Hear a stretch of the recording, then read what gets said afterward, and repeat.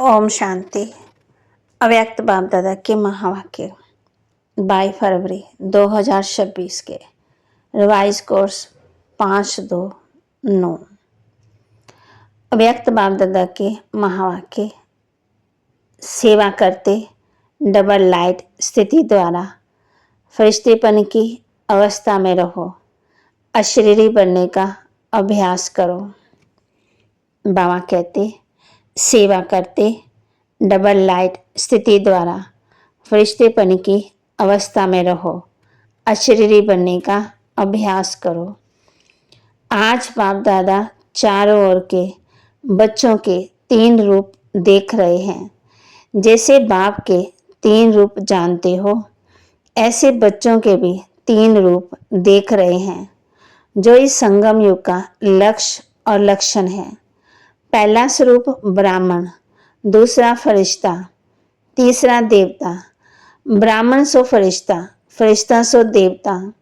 तो वर्तमान समय अभी विशेष क्या लक्ष्य सामने रहता है, क्योंकि फरिश्ता बनने के बिना देवता नहीं बन सकते। तो वर्तमान समय और स्वयं के पुरुषार्थ अभी लक्ष्य यही है, फरिश्ता। संगम युग का संपन्न स्वरूप फरिश्ता सो देवता बनना है। फरिश्ते की परिभाषा जानते भी हो। फरिश्ता अर्थात पुरानी दुनिया के संबंध संस्कार संकल्प से हल्का हो। पुराने संस्कार सब में तो बाबा कहते पुरानी दुनिया के संबंध संस्कार संकल्प से भी हल्का हो। पुराने संस्कार सब में हल्के हों। सिर्फ अपने संस्कार स्वभाव संसार में हल्कापन नहीं, लेकिन फरिश्ता अर्थात सर्व के संबंध में आते ही स्वभाव संस्कार में हल्कापन। इस हल्केपन की निशानी क्या है? वह फरिश्ता आत्मा सबके प्यारे होंगे, कोई कोई के प्यारे नहीं, सबके प्यारे। जैसे ब्रह्मा बाप को हर एक समझता है मेरा बाबा कहते हैं, ऐसे फरिश्ता अर्थात सबके प्रिय। कई बच्चे सोचते हैं कि ब्रह्मा बाबा तो बाबा ही था, लेकिन आप सबने आप समान ब्राह्मण आत्मा में देखा कि आप सबकी प्यारी दादी, जिसको सभी प्यार से अनुभव करते रहे कि मेरी दादी है। स्वभाव संस्कार और इस पुराने संसार में रहते न्यारी और प्यारी सब हक से कहते हमारी दादी। तो कारण क्या? स्वभाव संस्कार में हल्के, सबको मेरापन अनुभव कराया। तो एग्जाम्पल रहा, जगत अम्बा का भी देखा, लेकिन कई सोचते हैं वह तो जगत अम्बा थी ना, लेकिन दादी आप ब्राह्मण परिवार जैसी साथी थी। उनसे अगर पुरुषार्थ सुनते व पूछते तो उनके मुख से एक ही शब्द रहा, अब कर्मातीत बनना है। कर्मातीत बनने की लगन में औरों को भी यही शब्द बार बार याद दिलाते रहे। तो हर ब्राह्मण का अब लक्ष्य और लक्षण विशेष यही रहना चाहिए है भी, लेकिन नंबरवार यही लगन हो, अब फरिश्ता बनना ही है। फरिश्ता अर्थात इस देह साकार देह से न्यारा सदा लाइट के देहधारी फरिश्ता अर्थात इस कर्म इंद्रियों के राजा। बाप कहते हैं आज जो पहली बारी आए वह उठो। फिर बाबा के सामने बहुत सारे हैं। अच्छा, जो पहली बारी आए हैं उन सभी को बाप से साकार में मिलने की चाहे पहली बार के जन्म की मुबारक हो।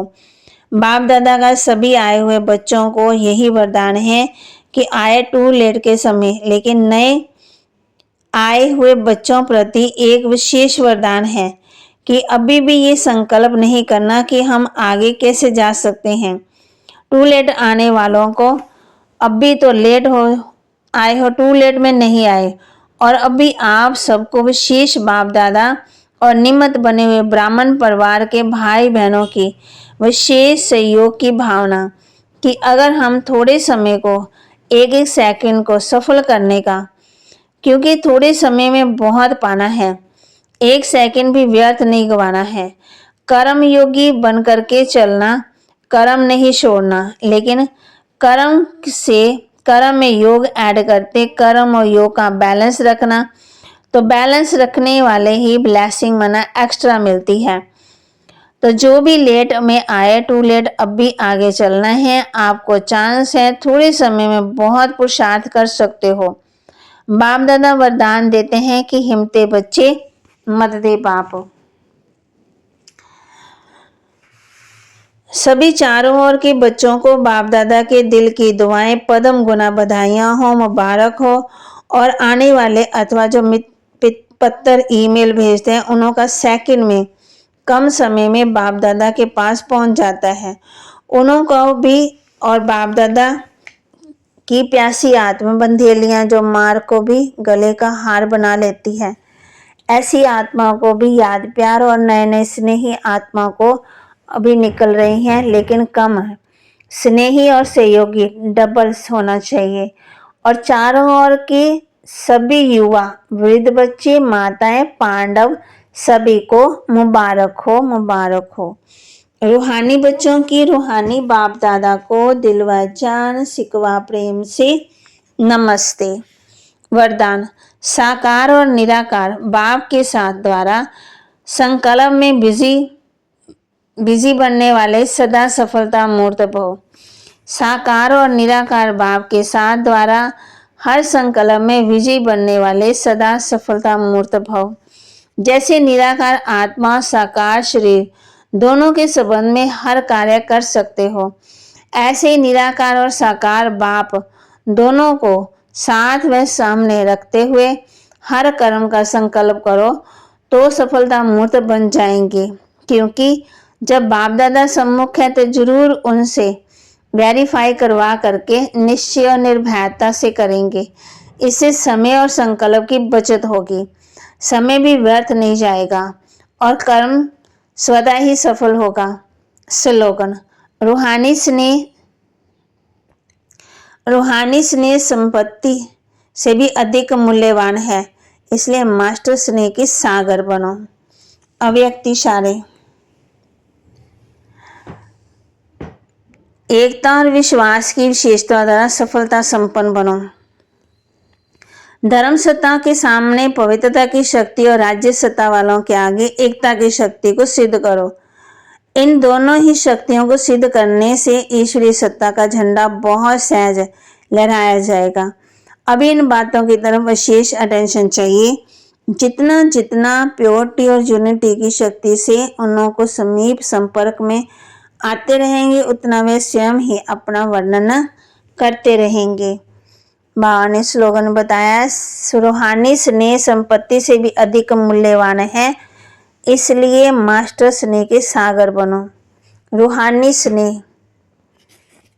तो बाबा के महावाक्य को लाइक करें, शेयर करें, सब्सक्राइब और अपने जीवन में जरूर जरूर धारण भी करें।